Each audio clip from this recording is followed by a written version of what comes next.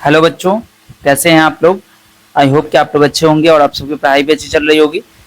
तो आज की वीडियो में हम लोग करने वाले हैं क्लास 10th की मैथ की बुक से एक्सरसाइज 9.1 यानी कि जो प्रश्नावली 9.1 है। ठीक है, इसके हम आगे की प्रॉब्लम को करेंगे। देखिए 1 से लेकर 6 तक के प्रॉब्लम को मैंने पिछली वीडियो में सॉल्व कर दिया था। ठीक है, अब हम लोग 7वें नंबर क्वेश्चन को सॉल्व करेंगे। ठीक है, तो 7वां नंबर क्वेश्चन क्या कहता है, क्वेश्चन को मैं हिंदी में भी समझाऊंगा। ठीक है, तो आप लोग बेफिक्र रहिए, आप किसी भी मीडियम से पढ़ रहे हो, आप इंग्लिश मीडियम से हिंदी मीडियम से हो, उससे कोई फर्क नहीं पड़ता है, ये वीडियो आपके लिए ही है। ठीक है, 7th नंबर क्वेश्चन कहता है from a point on the ground the angles of elevation of the bottom and the top of a transmission tower fixed at the top of a 20 metre high building are 45 degree and 60 degree respectively.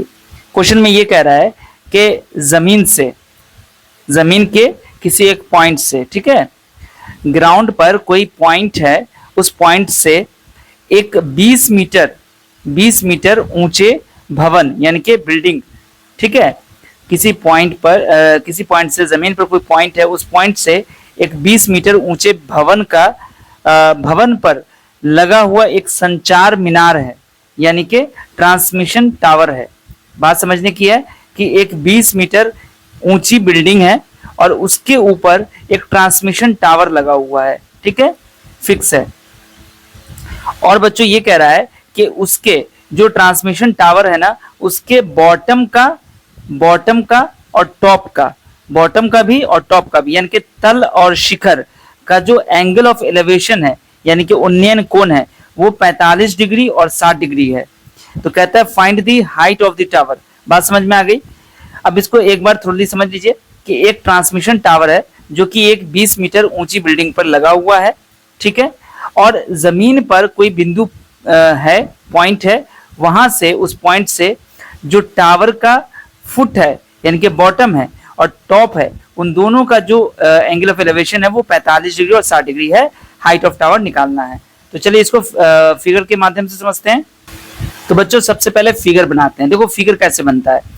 सबसे पहले यहाँ पर कह रहा है एक building है ना, तो बिल्डिंग को हम लोग एक लाइन से डिनोट करते हैं। ठीक है, यहाँ पर एक हम बिल्डिंग बनाते हैं और उस बिल्डिंग को हम लोग मान लेते हैं, उसमें आप कुछ भी मान सकते हो, ए बी बी सी कुछ भी मान सकते हो। तो मैं यहाँ पर मानता हूँ बी और सी, ये एक बिल्डिंग हो गई। ठीक है, और ये बच्चों इसको हम ग्राउंड मान लेते हैं। ठीक है, यानी कि जमीन है ये। ठीक है, और ये इस पर एक बिल्डिंग खड़ी हुई है। अब बच्चों कहता है कि इसके ऊपर भी एक टावर लगा हुआ है, ट्रांसमिशन टावर लगा हुआ है ना, संचार जो इसका लगा हुआ संचार मीनार। ठीक है, ट्रांसमिशन टावर लगा हुआ है। ठीक है, अब बच्चों वो कितना है, उसकी हाइट तो आपको पता नहीं है, उसकी आपको हाइट किताब में क्वेश्चन में नहीं दी हुई है। तो बस हम एक नॉर्मल सी हाइट का एक यहाँ पर आपको लाइन दे देते हैं ताकि ये पता चल जाए कि ये टावर है। अब यहाँ पर चूंकि क्या है, ये बी पॉइंट है और बी से सी क्या है, एक बिल्डिंग है, और ये इसको हम ए मान लेते हैं कि ये ए बी क्या है, एक टावर है। बात समझ में आ गई। बी सी एक बिल्डिंग हो गई और ए बी क्या हो गया, एक टावर हो गया। अब बच्चों यहाँ पर क्या है कि मान लेते हैं कि डी जो है वो ग्राउंड पर कोई पॉइंट है। ओके, ये ग्राउंड है ना, तो यहाँ पर कोई पॉइंट डी है। अब इसके बाद कहता है कि यहां से इसके बॉटम का और टॉप का जो एंगल ऑफ एलिवेशन निकाला है तो वो 45 डिग्री और 60 डिग्री है। अब बच्चों यहां पर ध्यान से आपको ये करना है कि मैंने आपको पहली वीडियो में बताया था कि जब बिल्डिंग है या कोई भी चीज है तो जब आप दूर जाएंगे तो एंगल ऑफ एलिवेशन घटेगा यानी कि कम होगा। जैसे जैसे आप बिल्डिंग के या टावर के नजदीक आएंगे एंगल ऑफ एलिवेशन बढ़ेगा, तो बड़ा एंगल ऑफ एलिवेशन होगा तो वो नजदीक।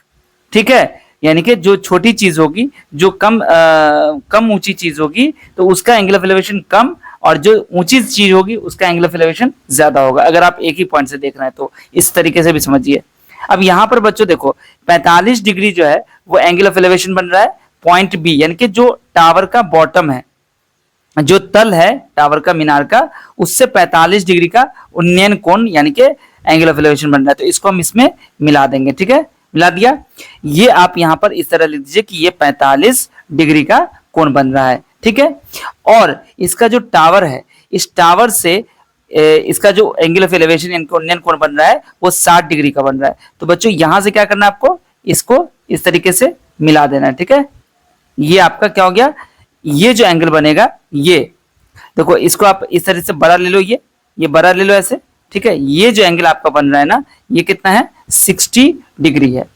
अब बच्चों आपको निकालना है एसी की लंबा, सॉरी यहाँ पर आपसे कह रहा है क्वेश्चन में कि आपको find the height of the tower, यानी कि ए बी की लेंथ आपको फाइंड आउट करनी है। चलिए, तो अब यहां पर हम लोग क्या करते हैं, सबसे पहली चीज तो ये तो आपको 90 डिग्री हो गया, ठीक है। अब आप बच्चों देखो क्या करो, ए डी सी और बी सी डी, ये दो ट्रायंगल आपके पास बन रहा है, राइट एंगल ट्रायंगल है। तो सबसे पहले हम लोग लेते हैं ट्रायंगल बी सी डी, यहां पर लिखते हैं, क्या लिखेंगे कि इन ट्रायंगल बी सी डी में क्या है, हमें ये एंगल पता है, ये एंगल पता है ना, और इस एंगल के सामने है BC, यानी कि ये परपेंडिकुलर हो गया, लंब हो गया, और इस एंगल से सटा हुआ ये जो एडजेसेंट साइड है, ये क्या है आपका बेस हो गया, ठीक है। तो हमें मतलब किससे है, हमें मतलब है इसकी बिल्डिंग की जो ऊंचाई है यहाँ पर वो आपको दी गई है कि बिल्डिंग की ऊंचाई जो है वो 20 मीटर है। तो यहाँ पर हम लोग इसको लिख भी लेते हैं, यहाँ पर 20 मीटर है बिल्डिंग की ऊंचाई। तो बिल्डिंग की ऊंचाई पता है, तो उसके जरिया हम ये डीसी यानी कि ग्राउंड पे जो है वो हम निकाल सकते हैं ना, क्योंकि ये परपेंडिकुलर हो गया और ये आपका बेस हो गया, ठीक है। तो परपेंडिकुलर और बेस का जो रेशियो होता है वो होता है 10, यानी कि 10 थीटा, ठीक है। तो यहां पर हम लिखते हैं 10 और थीटा की जगह क्या लिखेंगे, 45 डिग्री, ठीक है, 45 डिग्री। तो बच्चों देखो 10 थीटा की वैल्यू क्या होती है, परपेंडिकुलर बाय बेस, लंब बट्टा आधार। तो लंब हमारे पास BC हो गया, तो हमने यहाँ BC लिख देना है और DC लिख देना है, यानी कि CD भी लिख सकते हैं आप, कोई दिक्कत नहीं है। अब देखो 1045 की वैल्यू क्या होती है, 1 होती है, और BC बाई CD, तो BC तो आपको पता है कि ये 20 है, और CD के पास आपको क्या लिख देना है, CD की जगह CD लिख देना है। अब CD को 1 से गुना करोगे क्या हो जाएगा, CD, और यहाँ क्या हो जाएगा 20, यानी कि CD की जो लेंथ है वो कितनी हो गई, 20 हो गई, ठीक है। अच्छा, अब ACD में देखो ध्यान से, इन ट्रायंगल ACD, बच्चों देखिए हमें क्या निकालना है, हमें तो AC से AB से मतलब है, तो अगर हम AC पता कर लेते हैं, हमें तो DC पता हो गया है यहाँ से, तो अगर हम AC मालूम कर लेंगे तो AC में से BC को घटा देंगे तो हमको AB निकल जाएगा, ओके ना, ठीक है ना। चलिए, कोई दिक्कत हो तो कमेंट में पूछ लीजिएगा। चलिए, तो यहां से हम लोग अब निकालते हैं, फिर वही हमें AC से मतलब BC DC तो पता चल गया है, यानी कि परपेंडिकुलर और जो आपके पास आधार है यानी कि बेस है उसका रेशियो, तो फिर से वही 10 थीटा आपको लगाना पड़ेगा। तो यहां पर हम लिखते हैं 10, अब यहां पर थीटा कौन हो जाएगा, 45 नहीं होगा, क्योंकि ACD में ये 60 डिग्री आपका थीटा है, तो 60 डिग्री बराबर 10 थीटा क्या होता है, लंब बट्टा आधार, परपेंडिकुलर बाय बेस, तो परपेंडिकुलर हो गया AC बटा DC यानी कि CD। तो बच्चों देखिए 1060 की वैल्यू क्या होती है, 1060 की वैल्यू तो √3 होती है, तो हम लोगों ने यहां पर √3 लिख देना है। AC कितना है, तो AC आपके पास देखो ध्यान से, यहां पर AC ये तो हमको मालूम है ही नहीं, ठीक है, तो हम यहां पर AC की जगह AC डाल देंगे।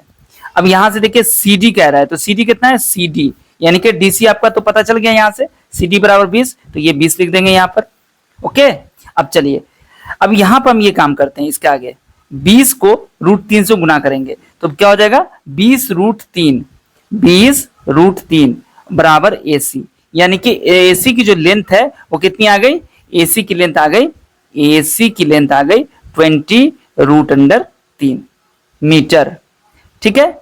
अब आपको निकालना क्या है, आपको निकालना है हाइट ऑफ टावर यानी कि मीनार की ऊंचाई, तो वो क्या है AB। मैंने आपको पहले बताया कि A और C, AC में से BC घटा देंगे तो AB निकल जाएगा, तो यहां पर हम लिखेंगे AB बराबर AC माइनस BC, यानी कि 20 √3, इसमें से 20 घटा देंगे, देखो 20 आगे कॉमन, तो 20 ले लेंगे कॉमन, ये क्या हो जाएगा √3 माइनस 1 मीटर, यही आपका क्या हो गया, आंसर हो गया। तो आप यहां पर लिख दीजिएगा the height of the transmission tower is 20 and bracket के अंदर √3 माइनस 1 मीटर, यानी कि मीनार की ऊंचाई, ठीक है। चलिए अगला क्वेश्चन देखिए, क्वेश्चन में कहता है a statue 1.6 metre tall stands on the top of a pedestal, इसका मतलब क्या हुआ कि एक पेडेस्टल के शिखर पर एक 1.6 मीटर लंबी या ऊंची मूर्ति लगी है।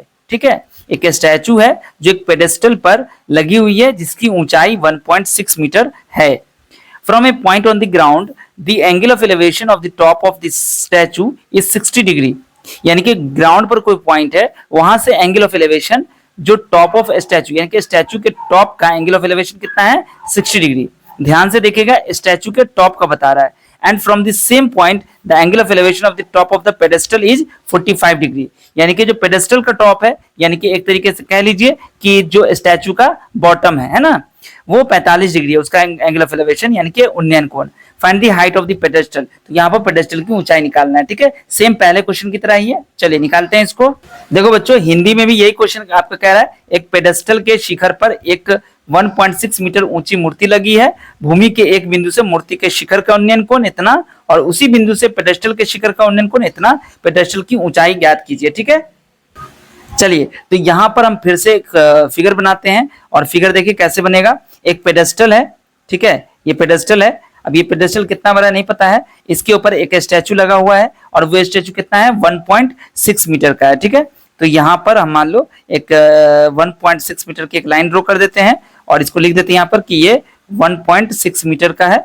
ठीक है, ये क्या है, ये स्टैचू हो गया, ये क्या है, पेडेस्टल हो गया। और इसके इधर आप जमीन का एक ऐसे बना दीजिए कि ये जमीन हो गई। ठीक है, अब यहां से आपको टॉप ऑफ स्टैचू और टॉप ऑफ पेडेस्टल, पेडेस्टल का टॉप और ये स्टैचू का टॉप, तो दोनों का उन्नयन कोण यानी कि जो एंगल ऑफ एलिवेशन है वो बताया गया है। ठीक है, तो बच्चों देखो, एंगल ऑफ एलिवेशन जो बताया गया है, जो आपका टॉप ऑफ द स्टैचू का वो 60 डिग्री है। ठीक है, तो यहाँ पर आप लिख दीजिए 60 डिग्री। और जो इसका यानी कि जो टॉप ऑफ द पेडेस्टल है, यानी कि पेडेस्टल के शिखर का है, वो कितना है, 45 डिग्री है। आपसे कह रहा है कि पेडेस्टल की ऊंचाई निकालिए। तो बच्चों यहाँ पर क्या करेंगे हम लोग, ध्यान से देखिए, हमें यहाँ पर जो दिया गया है वो स्टैचू, सबसे पहले तो हम इसका नामकरण कर देते हैं कि कौन कौन से क्या है। तो मान लिया कि ए और बी क्या है, एक यहाँ पर स्टैचू हो गया, बी सी क्या हो गया, पेडेस्टल हो गया, और यहाँ पर आप इसको लिख दीजिए डी। ठीक है, अब बच्चों आपको करना क्या है, देखो यहां से हमें क्या निकालना पड़ेगा। तो यहां पर दो समकोण त्रिभुज यानी कि राइट एंगल ट्रायंगल बन रहा है। एक बन रहा है आपका ACD और एक बन रहा है आपका BCD। तो बच्चों देखो, यहां पर ये जो हाइट है ना, ये हमें नहीं पता है, ये हमें नहीं पता है। और यहाँ पे जो CD है वो भी हमें नहीं पता है। बट एक चीज तो हम समझ सकते हैं कि अगर हम इसको x मान लें, ठीक है, उस तरीके से बना सकते हैं। बट देखिए, इसको हम दूसरे तरीके से आपको समझाते हैं। सबसे पहली चीज देखो, यहां पे लिखेंगे इन ट्रायंगल BCD, BCD क्या होगा बच्चों, tan थीटा कितना हो जाएगा, tan 45 अगर निकालते हैं हम लोग तो कितना हो जाएगा, परपेंडिकुलर बाय बेस यानी कि BC बटा DC। तो tan 45 तो 1 होता है, तो यहां पर लिखेंगे 1 बराबर BC बटा DC। यानी कि बच्चों यहां से पता चला कि जो आपकी BC है ना वो DC के बराबर हो गई, यानी कि BC DCD बराबर हो गया। ठीक है, अच्छा ये तो बात हो गई, क्लियर हो गई। अब आते हैं यहां पर हम लोग लिखते हैं AC और D, ACD में। तो ध्यान से देखिए, इन ट्रायंगल ACD क्या हो जाएगा, tan 60 निकालिए, tan 60 डिग्री बराबर क्या हो जाएगा, tan 60 हो जाएगा AC बट्टा CD, AC बट्टा CD हो जाएगा। अब यहां पर देखो tan 60 की वैल्यू क्या होगी, √3, और AC को हम लोग लिख सकते हैं AB प्लस BC लिख सकते हैं बाई CD। ठीक है, अब देखिए AB को हम लोग 1.6 लिखेंगे क्योंकि AB तो 1.6 है, और BC को हम लोग BC ही लिखेंगे। अब बाई CD और BC बराबर है, देखो BC CD बराबर है ना, तो हम लोग यहाँ पर BC ही डाल देंगे।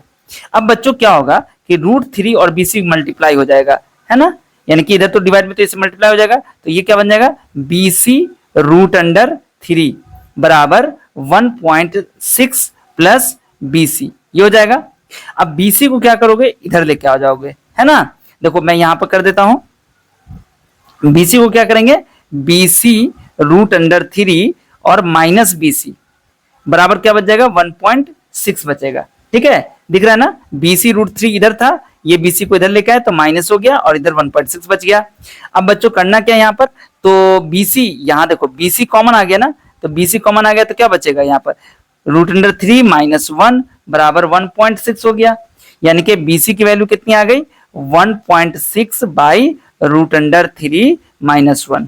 ठीक है, अब इसको क्या कीजिए आप रेशनलाइज कर दीजिए। कैसे करेंगे, देखो इसको गुना कर देंगे किससे, √3 + 1 से, √3 + 1 ऊपर से, ऊपर में भी, और √3 + 1 नीचे में भी। अब क्या हो जाएगा, तो देखिए 1.6 और ब्रैकेट के अंदर हो जाएगा √3 + 1 और नीचे में क्या हो जाएगा, देखो a - 1 और a - b और a + b, तो a² - b² होगा, मतलब कि √3 का होल स्क्वायर, √3 का होल स्क्वायर माइनस 1 का होल स्क्वायर। तो बच्चों क्या बन जाएगा ये 1.6 और √3 + 1 बाई √3 का होल स्क्वायर 3 - 1, यानी कि ये क्या बन जाएगा 1.6 ब्रैकेट के अंदर √3 + 1 बाई 3 में से 1 जाएगा 2 बचेगा और 2 से कटेगा नहीं है तो ये 0.8 हो जाएगा, 0.8 हो जाएगा। मतलब आपका आंसर कितना आ जाएगा, यहाँ पर नीचे मैं लिख देता हूँ 0.8 और ब्रैकेट के अंदर √3 + 1, ये हो जाएगा मीटर में और ये आपका आंसर हो गया। आई होप कि आपको समझ में आ गया होगा। तो बच्चों अब हम लोग चलते हैं क्वेश्चन नंबर 9 को सॉल्व करते हैं। The angle of elevation of the top of A building from the foot of the tower is 30 degree and the angle of elevation of the top of the tower from the foot of the building is 60 degree। कहता है कि जो angle of elevation है, यहाँ पर angle of elevation ही दिया हुआ है दोनों का, किसका दिया हुआ है, तो देखो टॉप ऑफ ए बिल्डिंग, एक बिल्डिंग के टॉप का, एक बिल्डिंग के, एक भवन के शिखर का, कहां से, तो from the foot of the tower, एक टावर के फुट से, यानी कि एक टावर के पाद बिंदु से जो इसका एंगल ऑफ एलिवेशन है, किसका, बिल्डिंग के टॉप का, वो 30 डिग्री है। और जो एंगल ऑफ एलिवेशन है टॉप ऑफ द टावर का, टावर के टॉप का, from the foot of the building, यानी कि टावर के फुट से बिल्डिंग के टॉप का एंगल ऑफ एलिवेशन 30 हो गया और बिल्डिंग के फुट से टावर के टॉप का एंगल ऑफ एलिवेशन 60 हो गया। तो कहता है अगर टावर 50 मीटर ऊंचा, यानी कि 50 मीटर हाई है उसकी, तो 50 मीटर हाई है, तो find the height of the building, तो बिल्डिंग की हाइट क्या होगी, चलो निकालते हैं इसको। तो देखिए यहां पर आपको क्या करना होगा, AB और CD जो यानी कि टावर और बिल्डिंग है, वो दोनों आपको यहाँ पर बनाना होगा। ठीक है, तो सबसे पहले हम यहाँ पर लिखते हैं, देखो ये आपका CD, ये आपका क्या हो गया, टावर हो गया। ठीक है, थोड़ा और बड़ा ले लीजिए और यहाँ पर आपको एक बिल्डिंग ले लेनी है, जिसको सपोज ये आपका ग्राउंड हो गया, यहाँ पर ये ग्राउंड हो गया ये। ठीक है, और इसी पर आप एक क्या कीजिए, बिल्डिंग ले लीजिए यहाँ पर। ठीक है, बिल्डिंग हो गया और ये टावर हो गया। ठीक है, अब देखो टावर की जो ऊंचाई है वो क्वेश्चन में दी हुई है, टावर की ऊंचाई कितनी दी हुई है, कहता है कि टावर जो है वो 50 मीटर हाई है, तो यानी कि ये जो हमने माना है ना C और D टावर, इसको हम लोग यहाँ पर लिख देते हैं 50, यहाँ पर लिख देते हैं 50 मीटर, यानी कि 50 मीटर का हाइट है इसका। ठीक है, तो 50 मीटर हाई हो गया इसका। अब एंगल ऑफ एलिवेशन दोनों का है ना, इसके फुट से इसके टॉप का, इसके फुट से इसके टॉप का। तो देखो जो टावर है ना, टावर इसको मान लो AB है। ठीक है, आपका बिल्डिंग। अब ये जो CD मतलब टावर जो है, तो बिल्डिंग के फुट से जब हम टावर के टॉप को देखेंगे तो एंगल ऑफ एलिवेशन कितना बनेगा, 60 डिग्री। लेकिन जब टावर के फुट से बिल्डिंग को देखेंगे, बिल्डिंग के टॉप को देखेंगे, तो एंगल ऑफ एलिवेशन कितना बनेगा, ये आपका हो जाएगा 30 डिग्री का। ठीक है, तो आपसे क्वेश्चन कह रहा था कि find the height of the building, यानी कि आपको AB फाइंड आउट करना है। बहुत इजी क्वेश्चन है। चलिए सबसे पहले तो हम लोग लिखते हैं यहां पर कि इन ट्रायंगल CDB, इस ट्रायंगल में देखो तो ये आपका 60 डिग्री थीटा है, तो यहां पर देखो tan 60 निकालेंगे। tan 60 बराबर क्या हो जाएगा, तो tan थीटा का फॉर्मूला क्या होता है, परपेंडिकुलर बाय बेस, यानी कि CD बटा BD हो जाएगा, CD बटा BD हो जाएगा। ठीक है, अच्छा tan 60 की वैल्यू क्या होती है, तो सर ये तो √3 होती है। ओके, चलो √3 लिख दिया यहाँ पर, √3 बराबर CD बटा BD, तो CD कितना है 50, तो 50 बाई BD। तो यहां से जो आप BD को इधर लेके आओगे तो ये तो बनेगा √3 इंटू BD और ये 50 हो जाएगा। ठीक है, तो BD की वैल्यू यहां से निकल के आपको आ जाती है कितनी, 50/√3, ठीक है, मीटर। तो BD निकल गया। अब हम लोग आ जाएंगे कौन से ट्रायंगल में, तो ABD में आ जाएंगे, ठीक है। यहां पे लिखेंगे इन ट्रायंगल ABD। ABD में क्या हो जाएगा, फिर देखो यहाँ पर tan कितना है आपका 30, तो यहाँ पे लिखेंगे tan 30 डिग्री। तो tan थीटा क्या होता है, लंब बटा आधार, तो लंब तो AB हो गया, यानी कि परपेंडिकुलर AB, और बेस इसका, आधार इसका BD हो गया, BD लिख दिया। और BD तो हमको 50/√3 है, तो हम लोग करेंगे क्या, देखो BD और tan थीटा गुना हो जाएगा, तब तो AB आएगा। तो यहाँ पर हम लिख ही लेते हैं AB बराबर BD इंटू tan थीटा, यानी कि tan 30 डिग्री, ठीक है। आप ऐसे भी लिख सकते हो। तो BD कितना है, तो BD यहां से निकल गया 50/√3, 50/√3 गुने, और tan 30 कितना होता है, ये होता है 1/√3, तो 1/√3 हो गया। तो देखो 50 से कहीं 50 हो गया, और बट्टा कितना हो जाएगा बच्चों, √3 गुना होगा तो 3 हो जाएगा। तो ये इतना मीटर आप आंसर लिख सकते हो, ठीक है। या अदरवाइज आप चाहो तो इसको मिक्स फ्रैक्शन में भी कर सकते हो। 3 से 50 में भाग लगाओगे तो कितना हो जाएगा, 16, 16×3 = 48, यानी कि 2 बचेगा, जो बचता है उसको ऊपर रख देते हैं, और नीचे में तो 3 है, यानी कि इतना मीटर ये हो गई बिल्डिंग की ऊंचाई, हाइट ऑफ द बिल्डिंग, ठीक है। चलिए, तो 10वां क्वेश्चन क्या है, 2 poles of equal heights are standing opposite each other on either side of the road. यानी कि क्वेश्चन ये कह रहा है कि एक 80 मीटर, यहाँ पे विच इज 80 मीटर वाइड दिया हुआ है, यानी कि एक 80 मीटर चौड़ी रोड है, चौड़ी सड़क है, इसके दोनों तरफ यानी कि दोनों ओर आमने सामने समान लंबाई वाले 2 खंबे लगे हुए हैं, यानी कि 2 पोल ऑफ इक्वल हाइट। ये बहुत ध्यान देने वाली बात है कि यहाँ पर पोल की जो ऊंचाई है वो बराबर है, दोनों तरफ पोल है और दोनों की हाइट सेम है, बराबर है। ऑन ईदर साइड मतलब दोनों तरफ रोड के पोल गड़ा हुआ है। और रोड कितनी चौड़ी है, तो विच इज 80 मीटर वाइड, यानी कि 80 मीटर चौड़ी है।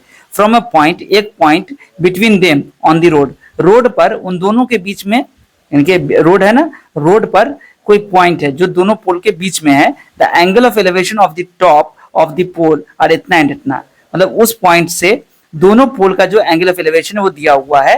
कहता है find the height of the pole, height of the pole निकालना है, and distance of the point from the pole, यानी कि वो पॉइंट कहां पर है, दोनों पोल से उसकी दूरी भी बतानी है, ठीक है।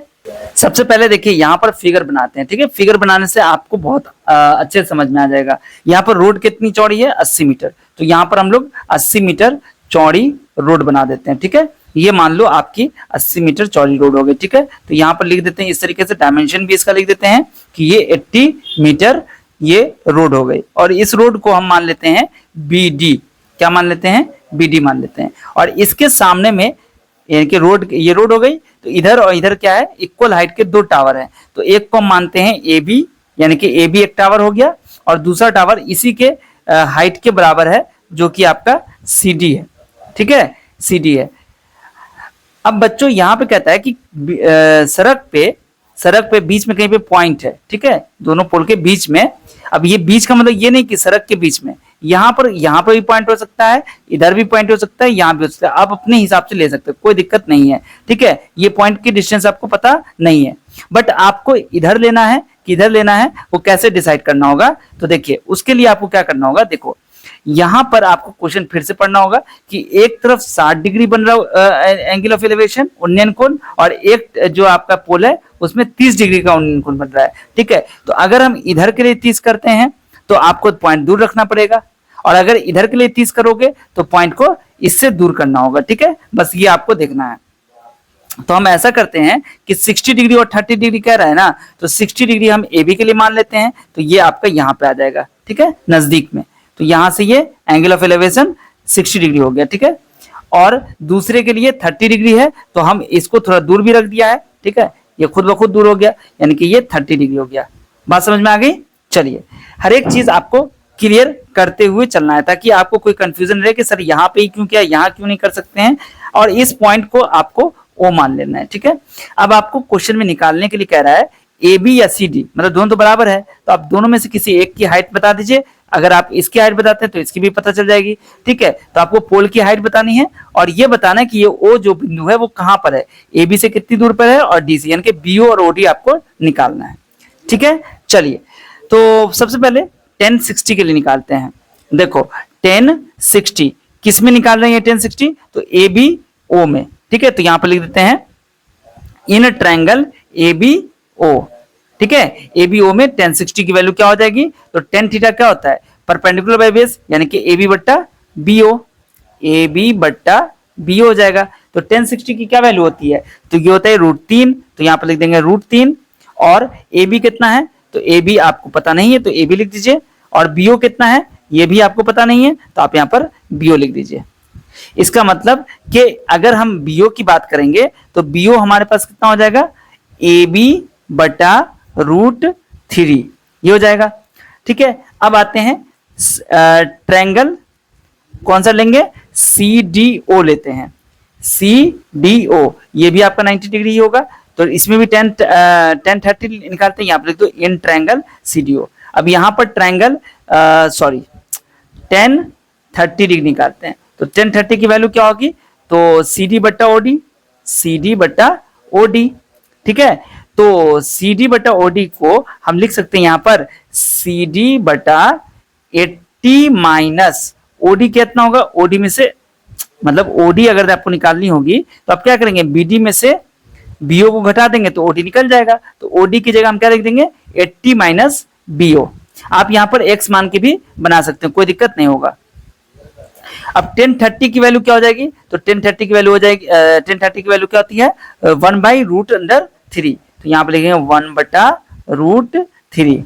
और इधर क्या हो जाएगा? सी डी बटा 80 माइनस बी ओ, ठीक है। तो 80 माइनस बी ओ इधर आ जाएगा, गुना हो जाएगा, ठीक है ना। तो यहां पर हम लिख देंगे इसको 80, यहां पर देखो यहां पर क्या हो जाएगा? 80 माइनस बी ओ बराबर सी डी √3 ये हो गया, ठीक है। बात समझ में आ गई? चलिए अब यहां पर बच्चों ध्यान देना है आपको। क्या ध्यान देना है? कि सी डी √3 तो आपको 80 माइनस बी ओ निकल गया, ठीक है ना। अब यहां देखो कि बी ओ आपको कितना है? ए बी बटा √3 है ना, ए बी बटा √3। तो इसकी मदद से यहां पर हम लिखते हैं, देखो सी डी, ध्यान से देखो, सी डी √3 बराबर 80 माइनस बी ओ की वैल्यू कितनी है? ए बी बटा √3, ए बी बाई √3। तो 80 √3 से गुना हो जाएगा और ये √3 नीचे आ जाएगा, है ना। तो यहां पर हो जाएगा 80 √3 माइनस ए बी बाई बट्टा कितना हो जाएगा? √3, ठीक है ना। ये हो गया आपके पास। अब देखो ये जो आपकी √3 हो गई और यहाँ पे क्या सी डी √3 है, तो सी डी बराबर क्या हो जाएगा? चूंकि सी डी जो है वो आपका क्या है? ए बी के बराबर है। यहाँ पे देखो पहला ही क्वेश्चन में कह रहा था कि ए बी और सी डी बराबर है, ठीक है। तो यहां से आप इसको लिखिए सी डी बराबर 80 √3 माइनस ए बी बाई √3, और ये जो √3 इधर से आएगा तो ये गुना हो जाएगा इसमें, यानी कि 80 √3 माइनस ए बी बाई 3, ठीक है ना। अब ये जो सी डी की लंबाई है आपको निकल गई, और ए बी क्या है आपका? ए बी और सी डी बराबर है ना, ए बी और सी डी बराबर है। तो ए बी की लंबाई और ये जो सी डी की लंबाई दोनों को इक्वेट कर दीजिए, आपका आंसर आ जाएगा। तो ए बी और सी डी बराबर लंबाई का है और हमें निकल के आया है ए बी तो ए बी है और सी डी की लंबाई अभी हमने निकाली आपके सामने। देखो सी डी कितना आया था? 80 √3 माइनस ए बी बाई 3। यहां पर हमने लिख दिया सी डी की जगह। अब इस 3 को इधर लेकर आइए, क्या हो जाएगा बच्चों? 3ab बराबर 80 √3 माइनस ए बी, ठीक है ना। अब इस ए बी को इधर लेकर आओगे तो क्या हो जाएगा? 3ab प्लस ए बी बराबर 80 √3। तो 3 और 1 कितना हो गया? 4ab। 3ab कितना हो गया? 4ab बराबर 80 √3। तो ए बी बराबर क्या हो जाएगा? 80 √3 और बटा में आ जाएगा 4, तो 4 से कट जाएगा, 420 होता है 80, तो यहां पर हो जाएगा 20 √3। तो ए बी की लंबाई आपको निकल गई है, ठीक है। अब जब ए बी निकल गया तो आप बी ओ निकाल सकते हैं। बी ओ आपने पहले देखा था कितना आया था? ए बी बटा √3, तो ये हो जाएगा 20 √3 बाई √3। तो ये क्या हो जाएगा, ये और ये कैंसिल हो जाएगा, मतलब 20 मीटर आपको बीओ निकल गया। ठीक है, अब आपको डीओ निकालना है। देखिए बीओ तो निकल गया, अब आपको डीओ निकालना है तो क्या करोगे, 80 में से बीओ घटा दोगे। ठीक है, यानी हम यहाँ पे लिखेंगे डीओ बराबर बी डी माइनस बीओ, और बी डी कितना है आपके पास, यानी कि डीओ बराबर हो जाएगा, बी डी कितना है, बी डी है आपके पास 80 और बीओ कितना निकल गया है 20, यानी कि हो गया 60 मीटर। ये आपका आंसर हो गया। ठीक है, देखो इस तरह से भी हम सवाल को बना सकते हैं एक्स मान के। ठीक है, मैंने आपको बताया यहाँ पर देखो हम क्या करेंगे, इस डिस्टेंस को हम एक्स मान सकते हैं, तो ये हमारा क्या बन जाएगा, ये हमारा बन जाएगा 80 माइनस एक्स, क्योंकि यहां से यहाँ 80 है। ठीक है, अब आपको देखो ए बी और सी डी तो बराबर है, तो चलो ए बी सी में सॉरी ए बी ओ में पहले हम इसका 1060 निकालते हैं। तो 1060 क्या होता है, ए बी बट्टा बी हो जाएगा, परपेंडिकुलर बाई बेस हो जाएगा। तो ए बी बट्टा बी में तो ए बी तो ए बी हो गया, और बीओ की जगह हम एक्स लिख देंगे क्योंकि बीओ को हमने एक्स मान लिया है। तो यहां से √3 क्या हो जाएगा, ए बी की वैल्यू क्या हो जाएगी, √3 एक्स हो जाएगी। ठीक है, इसको हम इक्वेशन 1 मान लिया। इसके बाद ट्रायंगल सी डी ओ, यानी कि इस ट्रायंगल में क्या हो जाएगा, 1030 की वैल्यू सी डी बट्टा ओडी हो जाएगा। तो 1030 की वैल्यू सी डी बट्टा ओडी हो गया, सी डी की जगह सी डी लिख देंगे, ओडी की जगह 80 माइनस एक्स कर देंगे, इसको हम लोग 80 माइनस एक्स कर देंगे। ठीक है, तो देखो 1030 की वैल्यू 1/√3 हो जाएगी, और सी डी की जगह सी डी और 80 माइनस एक्स हो गया। अब यहां से देखो सी डी को यहीं पर रहने देंगे, इसको हम 1 से मल्टीप्लाई कर देंगे, तो सी डी बराबर क्या बच जाएगा, 80 माइनस एक्स बाई √3। ये हमारा सेकंड इक्वेशन बन गया।